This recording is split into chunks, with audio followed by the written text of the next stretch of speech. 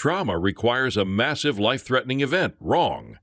There are many beliefs regarding trauma that impact a person's ability to recognize, understand, and empathize with others who are experiencing trauma.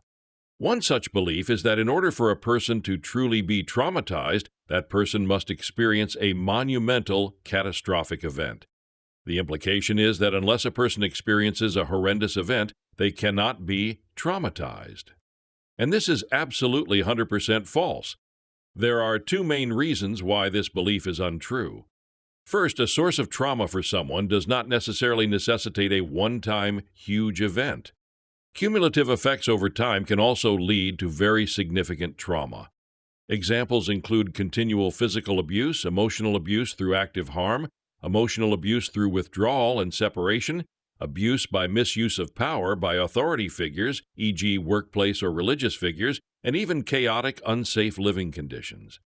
Another example is frequent, perpetual moving by the family during childhood. Children in these families cannot establish a sense of permanence through their environment, and their general sense of safety is compromised. This can affect them their entire lives as a form of trauma. The second reason why trauma does not need to originate from a single catastrophic event is the relative nature of trauma. Simply put, what is traumatic for one person is not necessarily traumatic for another. What produces trauma in one person is specific to that person, based on the beliefs, values, meanings, associations, culture, family history, and personal history that defines the identity and reality of that person. For instance, one person may experience trauma when their pet dog or cat dies due to the meaning and purpose that pet had in the person's life. Perhaps that dog or cat was the only thing or person that provided a sense of unconditional love and acceptance. The person felt safe with that pet and only that pet. The person's world revolved around that pet, and now that world is shattered.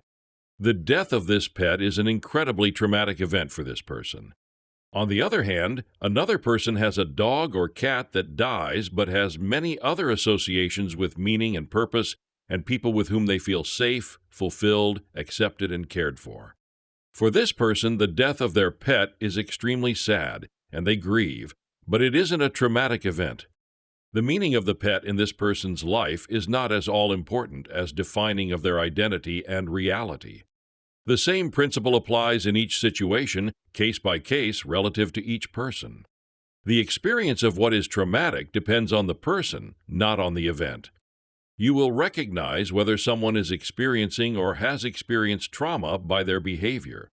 And if they can identify what the source is, and they trust you with this information, do not judge them, no matter what the source is. You haven't walked in their shoes. You don't know who they really are and what is traumatic for them. Instead, listen with empathy. This is the single best thing you can do.